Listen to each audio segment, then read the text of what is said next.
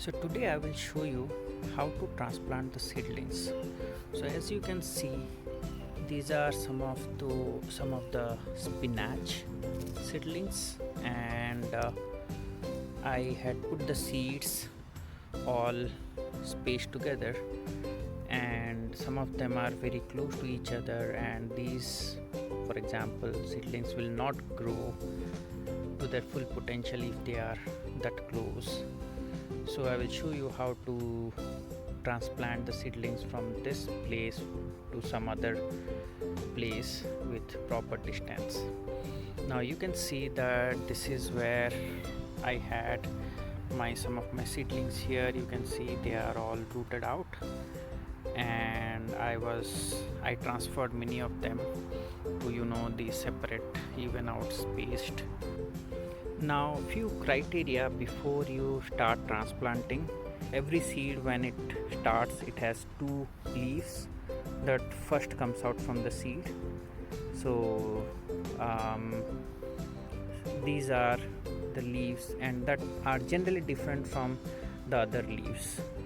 So if the seedlings only will have these two leaves, you should wait until the other leaves come out, and once the other leaves come out, then only the seedlings should be transplanted, because during the transplant generally these leaves are very delicate, and if these leaves get damaged, nothing much happens. These leaves anyway, they shed after some times when the plant grows out. Another thing is, never transplant a seedling at the mid of the day when the sun is at its peak. When you transplant any seedlings, it gets something called a transplant shock, and it needs some time to get out of that shock.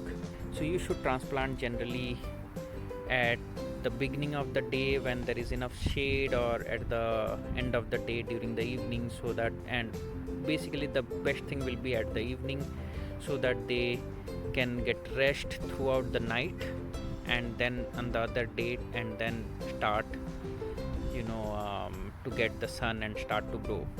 And right after transplantation, try to water them so that they get enough water, enough food, and they get out of the shock, and they know that, okay, yeah, this is ideal for me, and let me grow.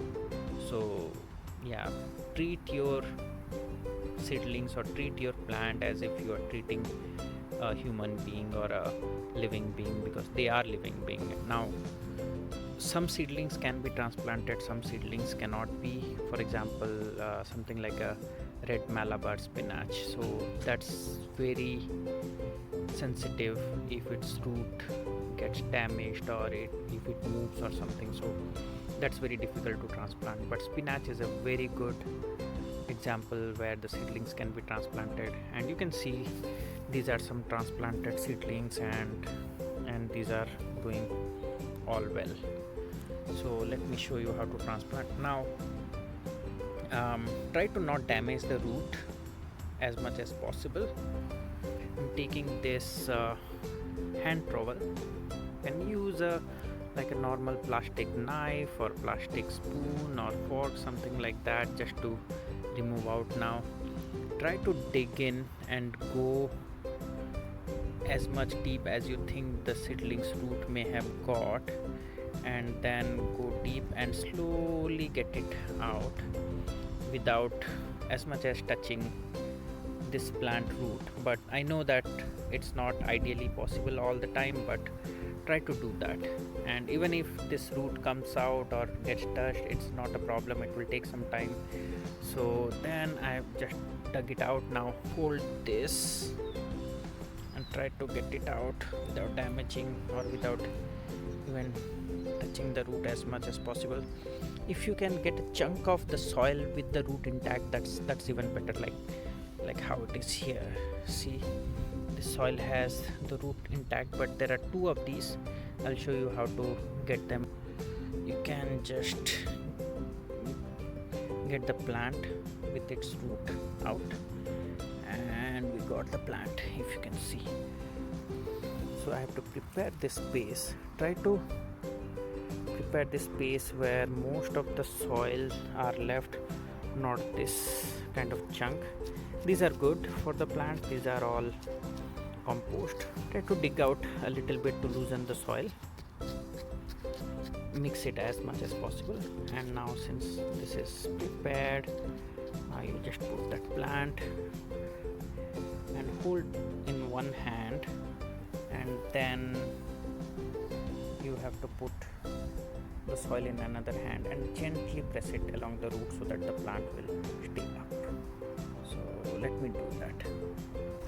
So you can see that after putting the plant, it is well situated,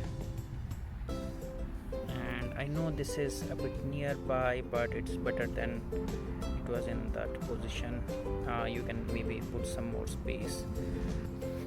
Now for two plants having the root entangled like this, the best solution is, if you don't want to disturb this at all, you can just put this plant in a cup of water, and the soil will melt away and the roots will separate. That's the best way. But since these plants are very good for transplanting and the roots, if slightly damaged, is not a big issue, you can gently try to separate the soil out first, pressing the soil a bit so that the soil will go away, and then gently separating this plant. Okay, yeah, this root is separated. Now you can transplant it somewhere. So this is how we transplant, and you can see these are all transplanted and they are all going well. Thanks for watching the video.